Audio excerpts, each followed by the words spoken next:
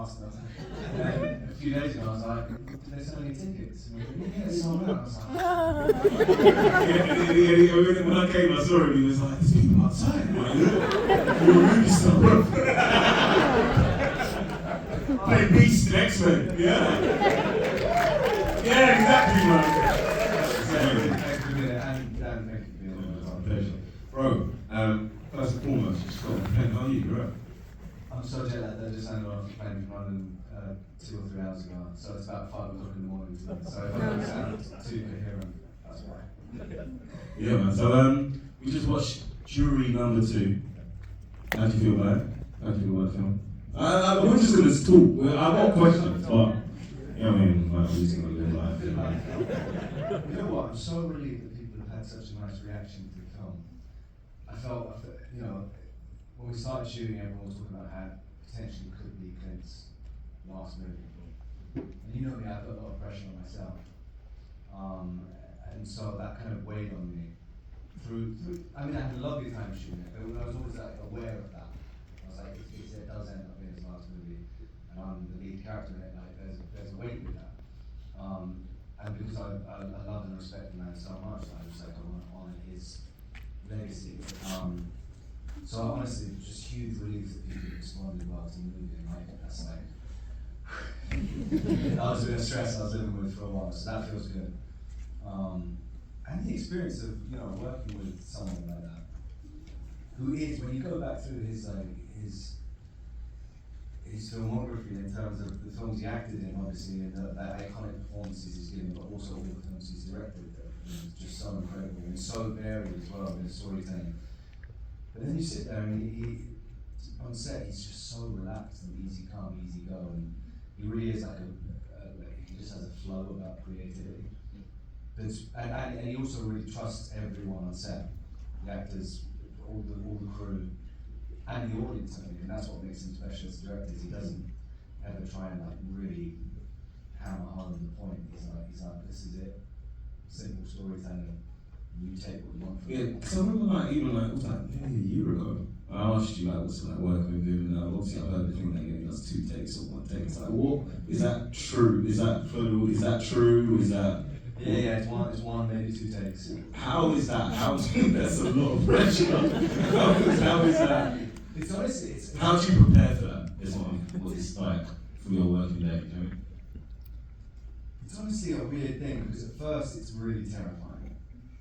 Because you always think, or I always think, I'm like, I could probably done that, I could probably do better. And then you learn to like let go with it a little bit.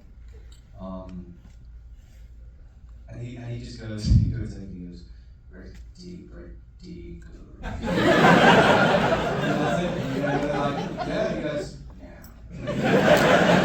Right, great. And so you kind of you learn to just trust him and give into the process, I suppose, a little bit. I remember like asking him about acting one day. I was like, sat in with him, I might as well just ask him how he does it. And he was like, I said, well, how do you act? What do you do? How do you do it? Because it's like, it was interesting to hear people's approach and how they prepare it. And he was like, he just said, it's an emotional art form. You don't think too much. Like, you get in the way if you do that. So just do it, feel. And when you think about it like that, it's so simple. But there's all these other things. I mean, like all these other things that get in your way of like making you think when you really shouldn't be in some ways. Yeah, you should be feeling. Yeah. So how has that process changed how you view acting and being on set, like working with Clint and Jury number 2? I mean, I think it's given me, it's made me more able to let go, more able to just be like, to not like get in my own head and get in my own way as much. I think that would be it. I mean, it's also like to be doing 2 takes, 1 take in an ensemble cast. Like, it's hard because everyone's going to hit there. I mean, it's a rhythm. There's elements of it. I mean, it reminds me of 12 Angry Men. There's elements that feels like a play. So how was that working with the other actors?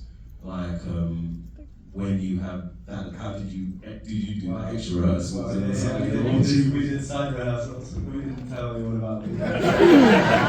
So we were like, some of those scenes in the deliberation room and stuff, we were always like, 6, 8, 10-page scenes like that, where we were like, even just so you know your cues. You don't want to be there on the first take and missing their cues and the scene be slow and it just not be working because of that, and then not get a second chance. So we'd meet up at one of the team's house and we'd all go through, run the scenes a little bit, and then we'd play left, right, and centre. It's like a game where you roll dice and you put down dollar bills and pass them to left and right. Does anyone know that game? Yeah, play that. Is that an American game? Is that what I think so, yeah. I never played it before. I won $15 that night. I left it in the pot. Can't believe that to return on. Take your word money.